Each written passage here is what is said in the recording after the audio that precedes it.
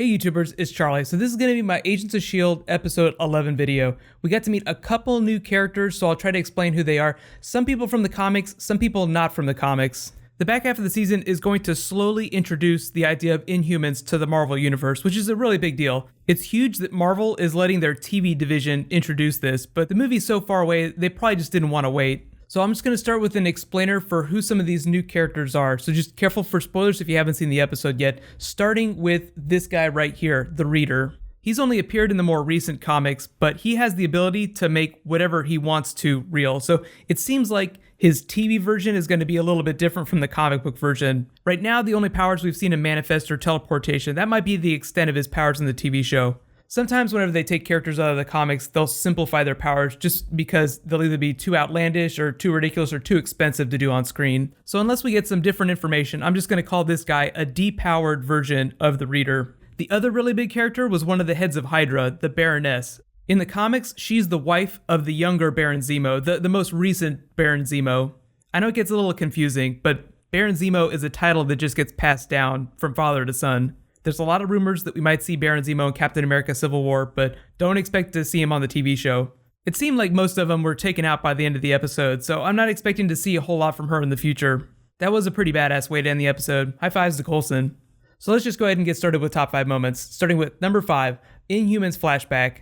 We get to see Skye's mother again and learn a little bit about what her role was inside the Inhuman society. As far as we know, they're only a single group of people. There could be pockets of them all over the earth, but this character is just a younger version of the Reader, the character that shows up at the end of the episode to save Reyna. The last time we saw Skye's mother, she didn't have much of a speaking part, but the way they show her off here makes it seem like she was actually really important. Like she'd been around for a long time and had been helping induct new members into their society. That means they probably have more crystals on reserve, if they're able to pick and choose who they introduce to the Mists.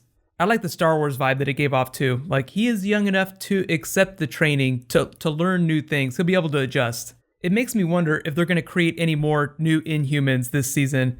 I'm not expecting them to, just because it seems like now they're going to be dealing with Reyna and Skye developing their powers and learning about the society. So one thing at a time, but the door's open and they're not going to close it. So there will be more new Inhumans eventually. Moving on to number 4, meet the heads of Hydra. The biggest name drops here were obviously Baron von Strucker, who we know is going to be in Age of Ultron, and the Baroness. For the most part, they're all gone. But if you remember the end of Winter Soldier, I was actually just rewatching it the other night. Baron von Strucker at the end of that says, "We'll feed them the other Hydra cells to keep them off our scent." Like Baron von Strucker doesn't give a crap about the rest of Hydra. He just wants to continue his experiments with the Mind Gem. I'll be really interested to see if they try and tie the Mind Gem, like Quicksilver, Scarlet Witch, Baron von Strucker's experiments, to the Inhumans and their powers. But as of right now, like in the comics, they're definitely very separate things. The movies tend to simplify things a lot, so I don't know how they'll explain that logic, so we'll just have to wait for Age of Ultron to come out. On to number 3, Coulson puts on a stage play to get the heads of Hydra to take themselves out. I vaguely recall Coulson or someone else making a joke about Hydra biting its own heads off last year. I don't know if that actually happened, but in my head I feel like it did. That's basically what they did. Perfectly pulled off. I mean, the pacing in this episode was great, and this plan is the best example of that. Moving on to number 2, Reyna is super pissed. What have we become? I was surprised at how mad she was. Now, part of me thinks that she's gonna try and turn that group of Inhumans against Skye. I explained it a little bit at the end of the Inhumans video that I posted earlier today, but Reyna and Skye are like two sides of the same coin. Reyna has been running towards her heritage her whole life, Skye's been running away. They both found it, but in a cruel twist of fate, Reyna did not get exactly what she wanted. Like, her wish was granted in a very evil way. Which is why that last scene was really important, because the Reader who rescued her says, "Hello, beautiful." So I think not only is that the birth of a new ship, the rest of the season for her will be learning to embrace her new appearance. It's the same thing with Mystique and her appearance. It's about learning to be comfortable in your own skin, so to speak. I will be really interested to see if Reyna tries to go after Skye, because as she said, she feels Skye took what was rightfully hers, her birthright. Although that's not how Terrigenesis works. Whenever Inhumans undergo Terrigenesis, it just unlocks their genetic potential. So Reyna was always going to look like that. It had nothing to do with Skye being there. There's no definitive explanation as to why some people undergo physical transformations and why some people look the same. Part of the reason I think is because comic book writers and comic book artists just want people that look really badass. But another side effect is that sometimes when a mutant, like an X-Men mutant, for example, like Quicksilver, undergoes teragenesis, it will make the powers that they already have much more powerful or very unpredictable. So if someone already had superpowers and they took in the miss and they had the inhuman gene, they might just get really crazy versions of the powers they already have. I don't think they're going to deal with that too much just because it feels like it would unnecessarily complicate the plotline, and they're just now introducing the idea of what Inhumans are. Speaking of which, my number one WTF moment, Hail Mary saved by the reader. So rewind all the way back to the mid-season finale. He was the guy in the post-credit sequence. When the Terrigen crystal went off that activated Raina and Sky's powers, it signaled another one wherever he was, wherever their little community is. Based on the way his powers work, I'm guessing that whenever a new Inhuman manifests and their like the little crystal alarm goes off, it's his job to go out and grab them and bring them into the fold. This is where things get really interesting because I think that their group is going to be relatively neutral. It'll be like the Inhumans in the comics relative to the Avengers and the other teams. So for instance, Black Bolt with the Illuminati fights with the Avengers, but that doesn't mean that all of the Inhumans are totally in love with everyone else on Earth. There's a lot of parallels now between this show and Avengers Age of Ultron because we haven't met Scarlet Witch or Quicksilver. I mean, obviously the Avengers will meet them for the first time in the movie, but it will not be a very friendly first meeting. So I think the same situation will go down on the show.